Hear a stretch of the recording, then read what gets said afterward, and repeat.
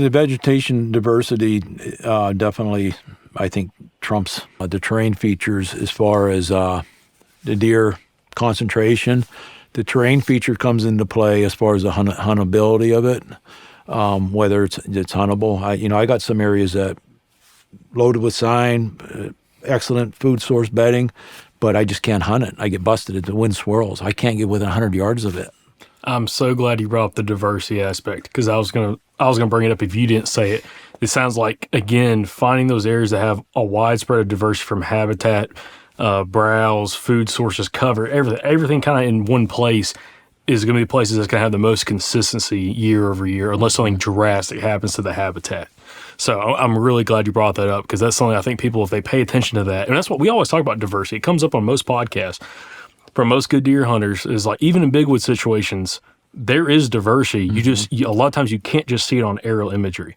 It takes boots on the ground to find it. You can have, I can flip through 6 different aerial imageries and you still can't tell. Like, even the best imagery out there where you can zoom in, you still don't know exactly what is growing and coming up. Yeah, you might be able to see on leaf off imagery, mountain laurel or whatever else that's coming through, but those different browse types, you just can't, you're not able to see that nearly as well. And just getting the boots on the ground to be able to confirm that. But it's funny you say that about how it comes up, but it's still not, I feel like it doesn't fully click. I'll give you an example of, like, just looking at metrics to see if people are interested. I put out some videos on YouTube of going through favorite terrain features, favorite vegetation features, terrain features, up in views, vegetation features down lower. It's like, I'd argue that's more important than, or I shouldn't say more important, but equally as important. Yeah.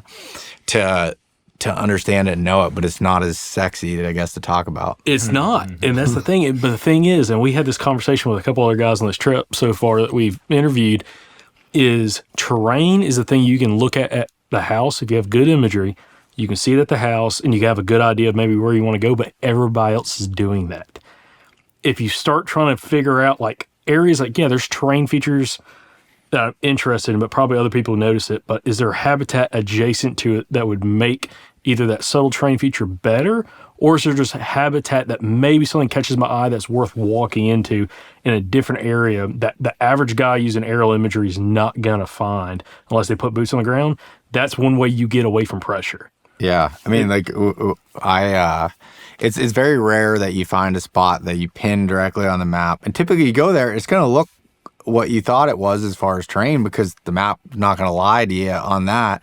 And it's very rare that you go there, and if it's that good, that there's not a stand that's there or something. Yesterday I found one that I was like, wow, I can't believe nobody has a stand in the tree here. But that rarely happens. And, like, for me, getting to go in and recover a lot of deer within my family, which we're lucky that a lot of our family members, whether it's my dad or my uncles or my cousins, are really serious deer hunters and have been really successful with it. I get to go on a lot of recoveries and seeing the setups and where it's at. If you were to ask him and you can do that, but I would imagine if you're going to ask him, like, what his favorite terrain feature is, I've never been in a spot where my dad's like, oh, he's right in the center of a saddle, or he's right, perfectly on this point. Maybe I shouldn't say never, but rarely it's like these in-between things where you're kind of working off of that and just figuring out what's actually looking the best. Yeah. I mean, there's an aspect of, like, terrain can be very important for overall deer movement. But it's also, you got to think from the perspective, if you're hunting public land, especially in a state like PA, like, I've got a video idea for you. I think you ought to do. I'm not going to say it on here because I want to tell you afterwards. Okay. Just remind me. All right. That I think would be interesting.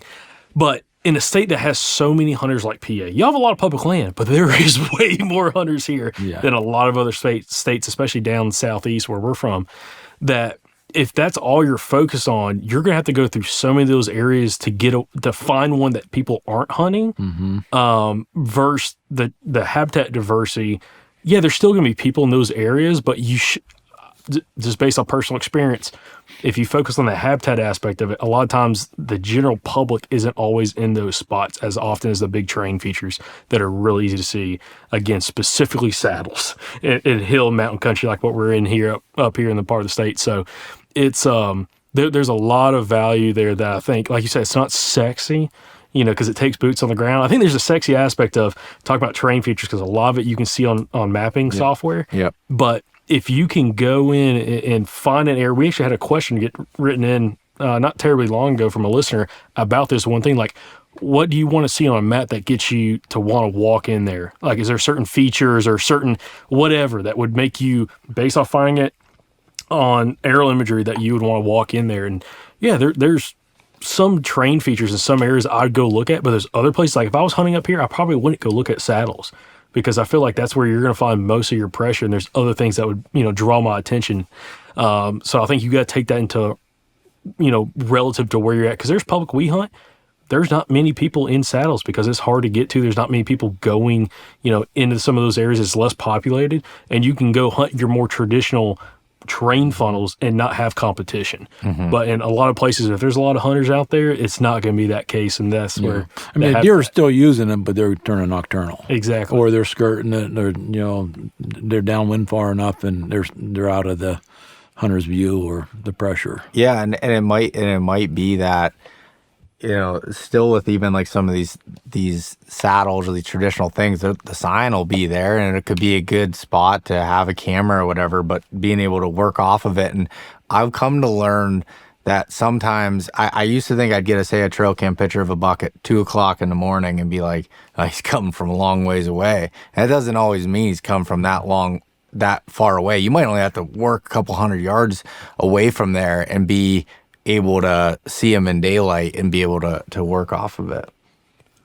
But yeah, Joe, what's your take on all that, by the way? Just the vegetation versus the saddles or the terrain features, and kind of dynamic between those two. Oh, I mean, the vegetation diversity definitely, I think, trumps the terrain features as far as the deer concentration.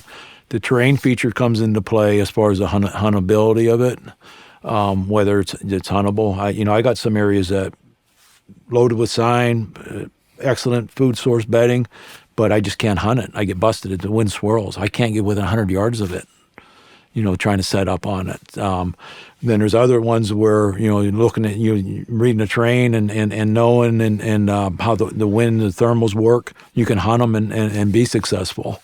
But you got to have, the deer need cover, they need food, they need water. And if you don't have, more so just the food and the cover is what drives them to be where they're at and where they're going to bed, where they're going to spend their time. So, yeah, if you can find that diversity, and diversity might even just be mushrooms popping up at a certain time in the fall, or the black cherry dropping, or the choke cherries, or different things coming in. But you have you have a cherry flat that may be 100 yards over here. You got good browse just down over the, into the bottom. You got mushrooms in this clear cut that's over here. You got all that within a few hundred yards that is going to attract the deer, and as long as there's cover to keep them there, and the pressure's not, so much blowing them out or turning them nocturnal. Yeah. It's kind of like you look at the vegetation first, because that's what's really going to hold a deer in an area. Like, they're there because the habitat's good, and then maybe those terrain features within that area, because that's what's going to funnel them. But it's not like they're like, oh, there's a saddle, I'm going to go live over there. Well, I guess if I'm e-scouting an area, then you have to go off terrain features. You mark these terrain features, where you think, these benches, these saddles, and then once you get in there and put boots on the ground, now I'm looking for vegetation and these features. What's going to keep deer here? Why are they going to want to be here? Right. Yeah, and you can see, like, clear cut edges, and where like multiples meet and stuff on there. You can see mountain laurel, you can see hemlocks or pines, things like that are vegetation edges. But that stuff that's underneath it, that stuff that's growing up on the ground, you just can't find that traditionally on a map. You can assume. Well, I guess you can look at a spring too. You can look at a spring seep. You look on LiDAR and you see these spring seeps coming down and be like, okay, there's probably going to be more stuff growing in and around those spring seeps, but you don't know what that exactly is or what that's going to look like, and to be able to focus it on. But I go back to, as much as like anybody wants to be like, oh, go into an area, shoot a buck right away. Like, at least for me, it takes time, and I look at everything when I go into an area. It's like a 3-year plan. Now, say you're drawing an Iowa tag out of state. Yeah, you don't have that ability, but in these places, I look at an area. I want to, if it dictates I want to be in there, whether I found a shed or I found sign or I had trail cam pictures that says, okay, there's mature bucks living in here, then it's going to take me 3 years to really figure it out. Can you kill one on year one? 100%. But it feels like after 3 years of me scouting / hunting it, that I feel a lot better. I'm starting to understand, because every area is so different. You could go 5 miles down the road and still be the same forest that looks a little different, and the deer might do something different. Like and also honestly, from gun season, when we'll do like deer drives with the family, it'll be 3 or 4 people, and you just watch how deer move when they're bumped. Some of them will run, parallel with the ridge and go out to the point and drop off. Some will circle back around. Some dive straight off the hill, and it's certain areas. Sometimes I really don't know why, but you just kind of learn that stuff as you hunt those areas more and have more information. Right. Yeah. I'll say this. The one thing that always fascinates me with, again, we can call it big woods hunting, just hunting without agriculture in big open areas, which again, a lot of what we hunt in the South it's exactly that, is the whole idea of you not visually being able to see that deer typically unless he's within your effective weapon range in a lot of cases.